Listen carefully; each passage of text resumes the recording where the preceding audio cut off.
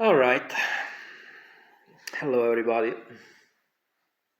Wanted to make a quick review on this controller that I just recently bought. It's been like 10 days or so that I've been using it.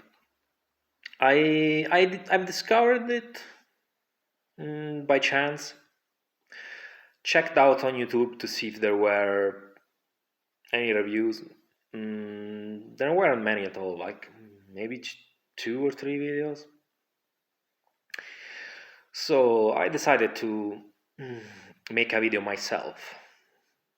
Since my tastes when it comes to gamepad are quite particular, maybe there's someone else like me who would like to hear more about this pad. Granted, this is a PC only pad, so that's now that's unfortunate because this will work well on any console, but yeah, what can you do? So this is the Beitong Asura 2 Pro, like the name says here. And yeah, as you can see, it's pretty similar to a 360 controller in both shape, ergonomics, and such. I have a 360 pad here, so you can compare it visually. Yeah, as you can see, they are quite close. This is more like an amalgamation, in my opinion, of a 360 pad and an Xbox One pad. I'll explain better what I mean in a few minutes, but yeah. Let's start with the face buttons.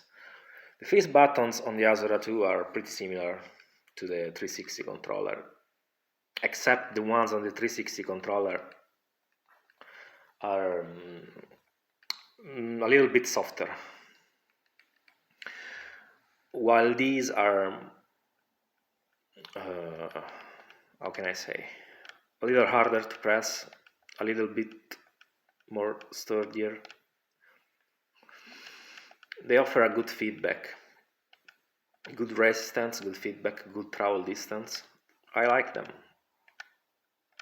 They give back a good feedback, good sensation of being very very solid buttons. For example, I don't really like the buttons on starting from the Xbox One controller. The face buttons, I have never liked them. Those kind of buttons. Their travel distance is too short. They are too soft. They give me the impression of being very frail, like they are about to break. Just in case I were to press a little bit harder than usual. I'm really not a fan of those types of face buttons. I like the ones I prefer the ones on the first Xbox, original Xbox. These one and this one too. These types of buttons are my favorite. I like the micro switch buttons too. But that's for another video. When I'll talk about a pad that does micro switch buttons. And moving on to the analog sticks, I would say they too are very similar to the ones on the 360, except I will dare to say they are better on the Asura 2 Pro. They are more precise, slightly more precise from what I've seen. I have tried this pad so far with Dead Space, Doom Eternal, and Streets of Rage 4 and Resident Evil 2. So, and so far as it has been pretty good when it comes to the precisions of the stick. I like it. Also, another thing I forgot to mention, but I think it's very obvious already. This is a wireless pad. So it's not a wired pad. It has a wire, Type-C cable to charge a battery. But yeah, other than that, it's a wireless pad. It has a small dongle around this size, very little, and it's plugged in my PC because I've been using it. I'm not gonna like show it now, but yeah, it's because it's plugged in my PC, but it's very small. And again, moving on to the D-pad. The D-pad is pretty decent. I like it overall, even though I'm not a fan of this circular indentation where the D-pad is positioned. But yeah, like I said before, I've tried it with Streets of Rage 4, which is a 2D beat 'em up, and it's pretty good. Pretty responsive, precise. No complaints on that side. And I mean, if you have tried one of these, you know the D-pad on the 360 is garbage. So this is light year side already. When it comes to this, the bumpers are an in between the ones on the 360 and the ones on the Xbox One gamepad. So I would say they are the best they could be. Because a problem I had with these is that sometimes I couldn't reach them very well. While these I don't have any problems because they're also bigger, just like the ones on the Xbox 360, on the Xbox One gamepad. The triggers are probably my favorite thing on this gamepad because they are all how it's called, all sensors triggers, which are supposed to be more precise than your mechanical triggers, at least from what I understand. And they have good travel distance, good resistance. I really like them. Like I said, it's my favorite thing about this gamepad. And they are way better than these on the Xbox 360 gamepad. Never been a fan of these. They're too small, and they feel weak overall. These are, yeah, like I said, an in between the 360 and the Xbox One controller.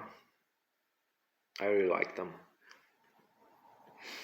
Now, the only thing that's left button-wise to talk about is the back buttons, which, in my opinion, at least for my taste, is the only real flaw I can think about when it comes to this pad, because they're a little bit too hard to activate. They require too much pressure to activate. So yeah, if you're gonna play a game that requires you to press them every 2 seconds, your hand will get tired. At least it happens to me. Don't know, maybe for you it could be different, but for me, like I said, if I play Doom Eternal, I play with these back buttons. I use them to jump and dash. My hand gets tired after a while. But if I like press them every now and then, no problem, because I mean they're still decent enough to be usable, of course. Oh, and as you can see, this has a slot too here in the back, so that you can push it back and put the dongle in it, so you can carry it around. Very, very handy. Another nice feature. And other than that,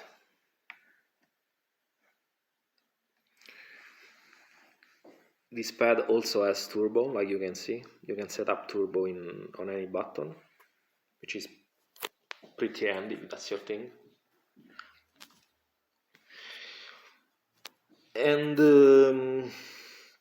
oh yeah, another one last thing is that this pad has an app on which you can set the various parameters. For example, you can set the light, the ring light here. You can set the color you wanted. You can set the dead zone on the sticks. You can set the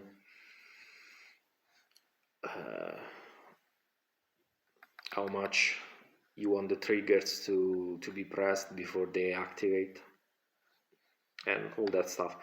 I mean, it's your typical gamepad app. Once you've seen one, you've seen all.